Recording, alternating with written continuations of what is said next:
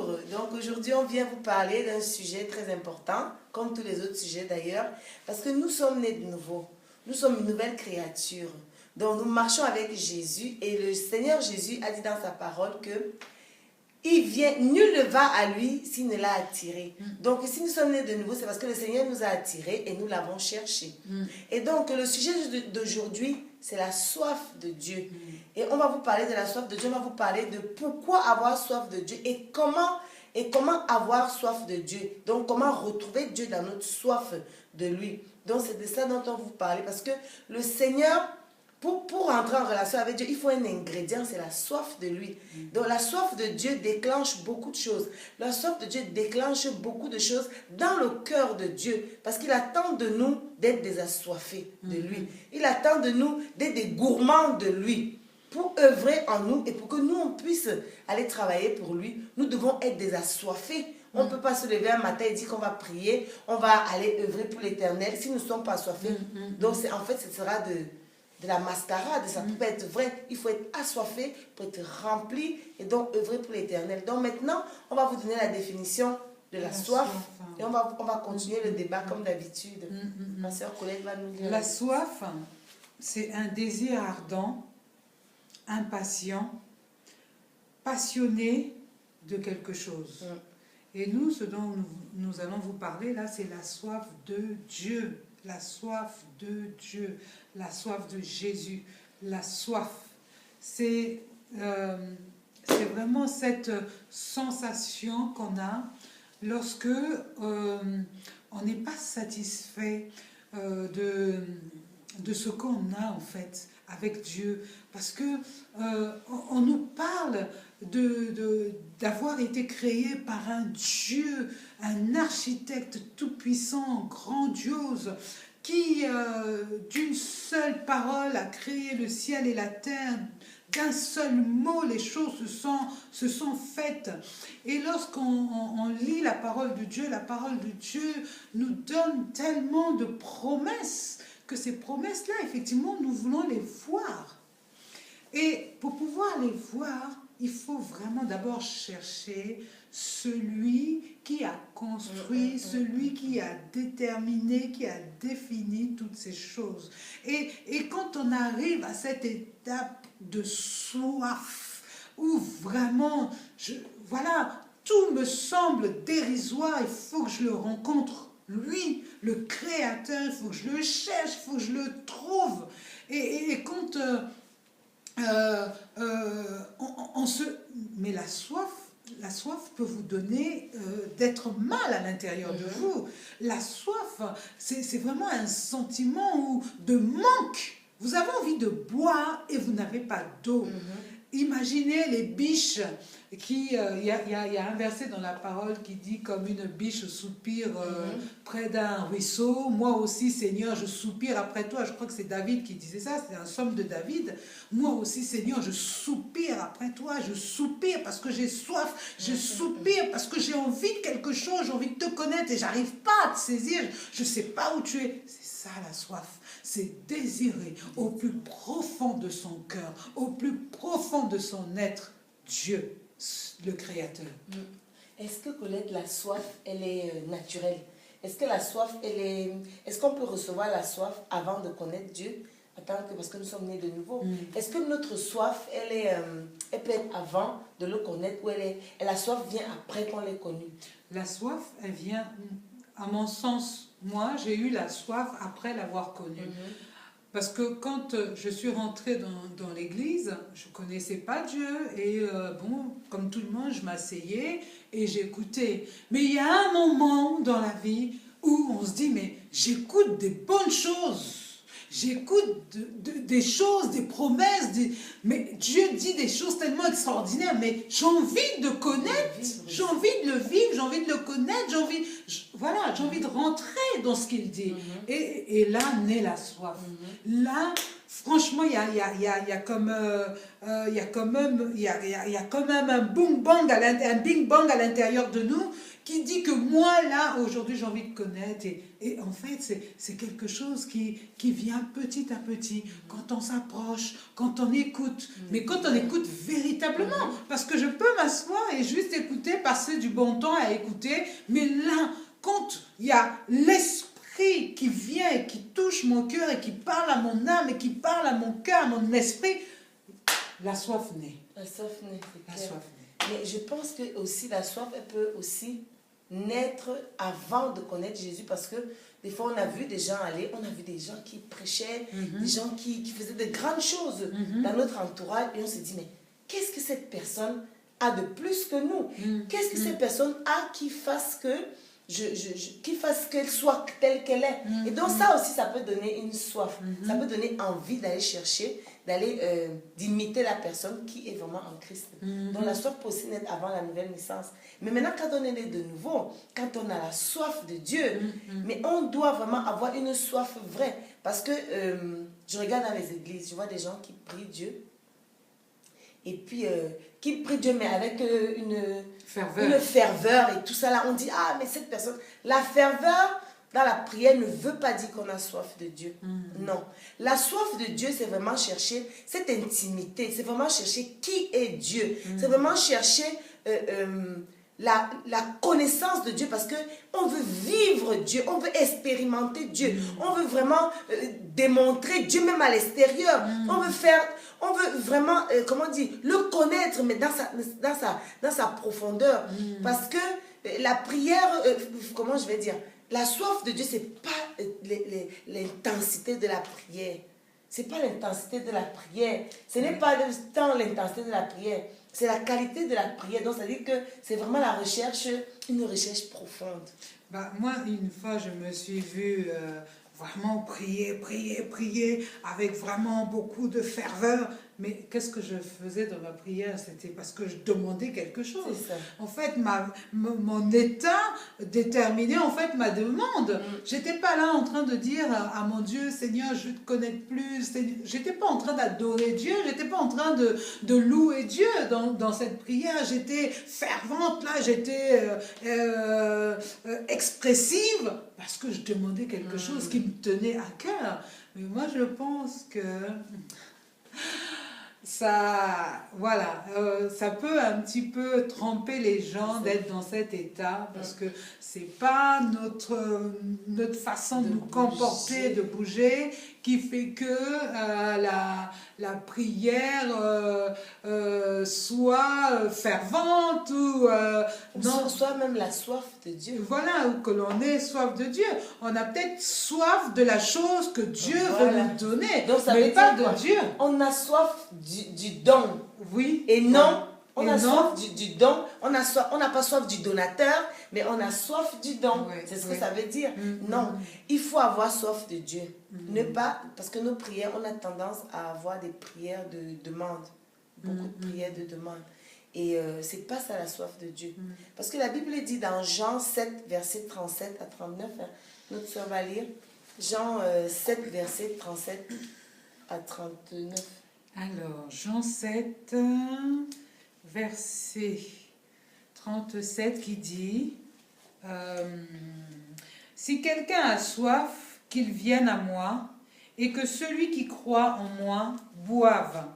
Car comme le dit l'Écriture, des fleuves d'eau vive jailliront en lui. Voilà.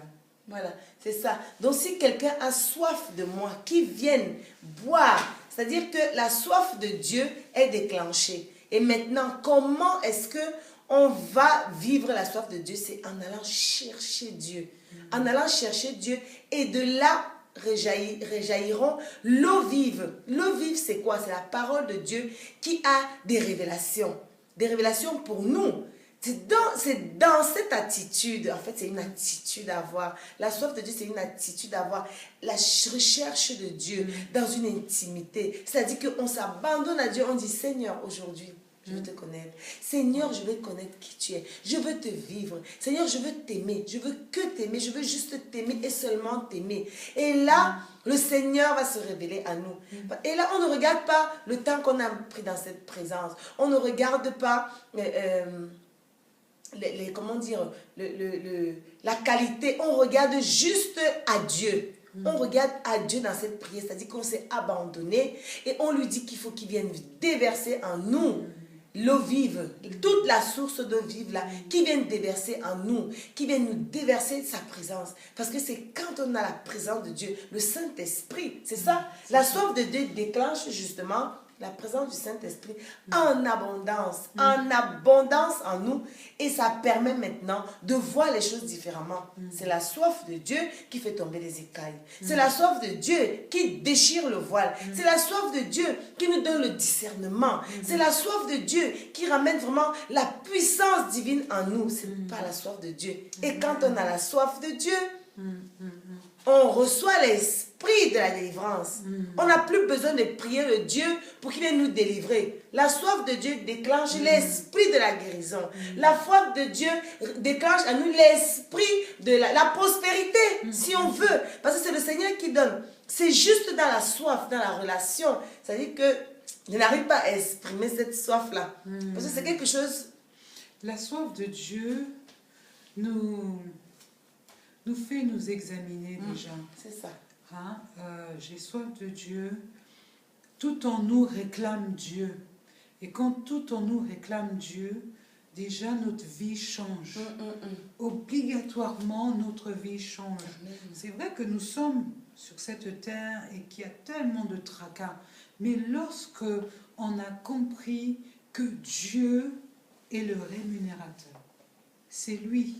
C'est lui, et il n'y a que lui qui peut nous faire aller au-delà de ce que nous pensons, même imaginons. Pourquoi?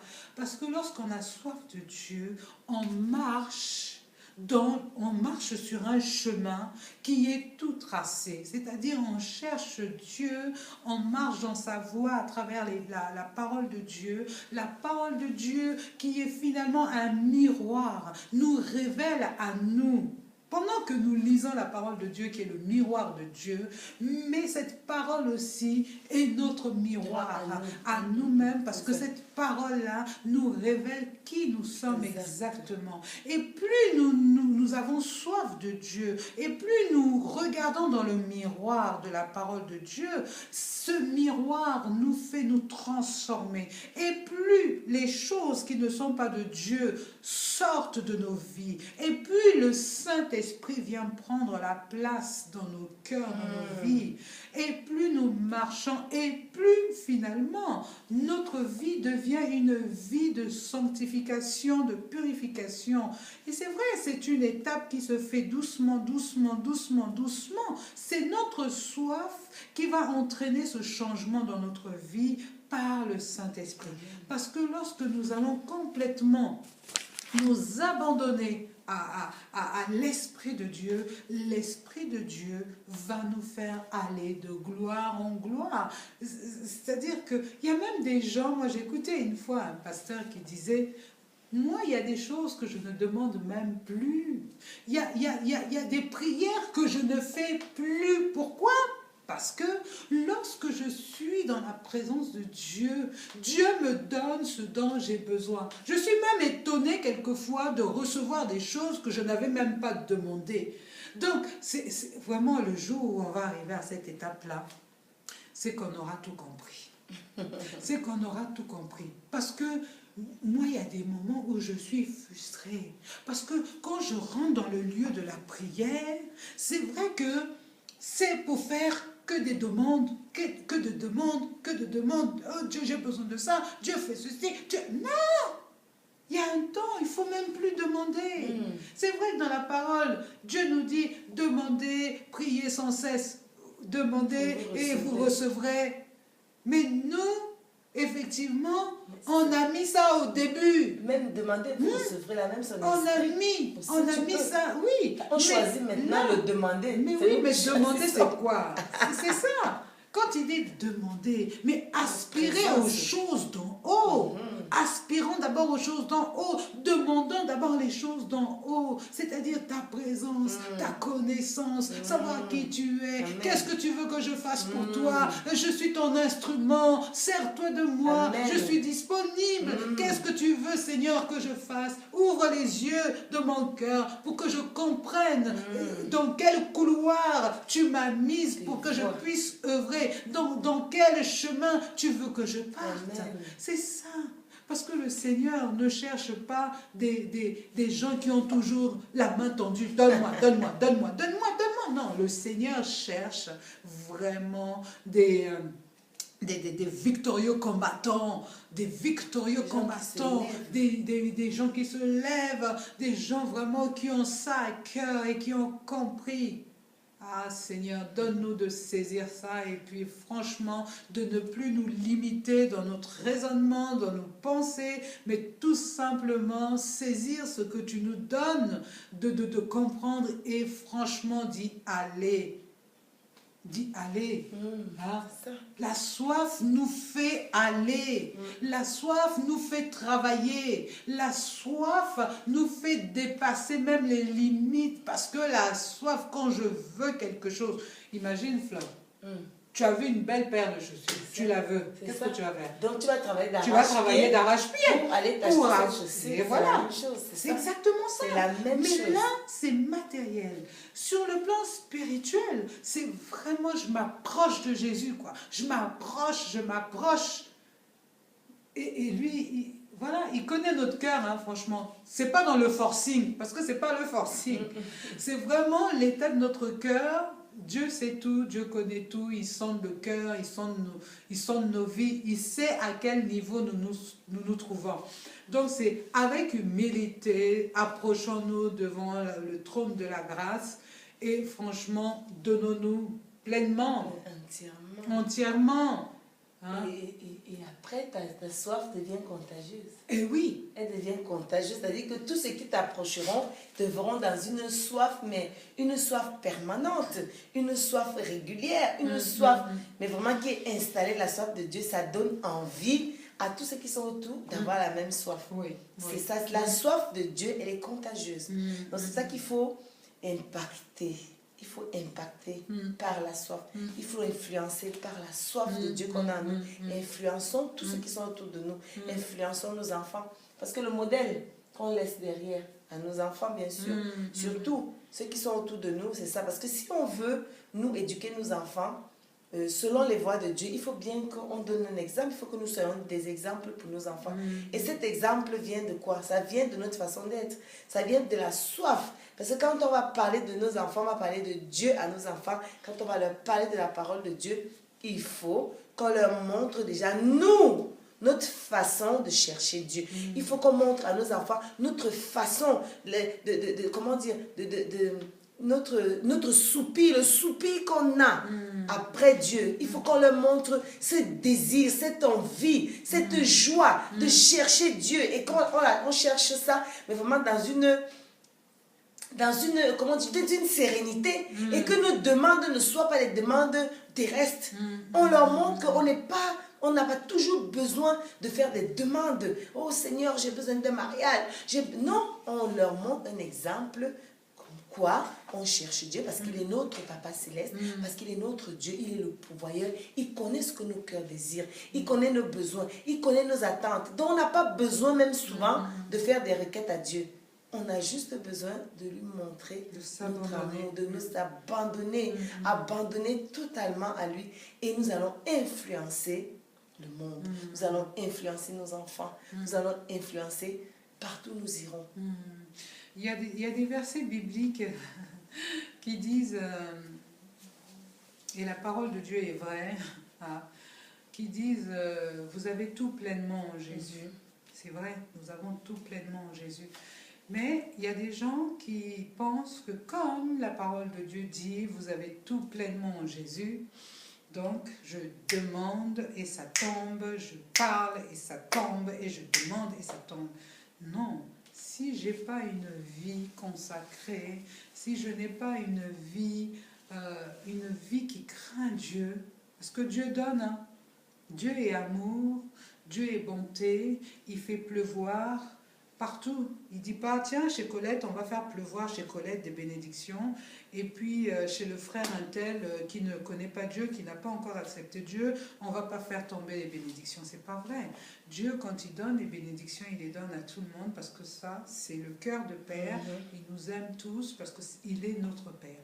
Maintenant, ayons la crainte de Dieu, vraiment, dans tout ce que nous faisons, vraiment, dans tout ce que nous demandons. Notre dernière vidéo parlait de la distraction. Franchement, on ne peut pas y avoir soif et être complètement éparpillé, c'est pas possible.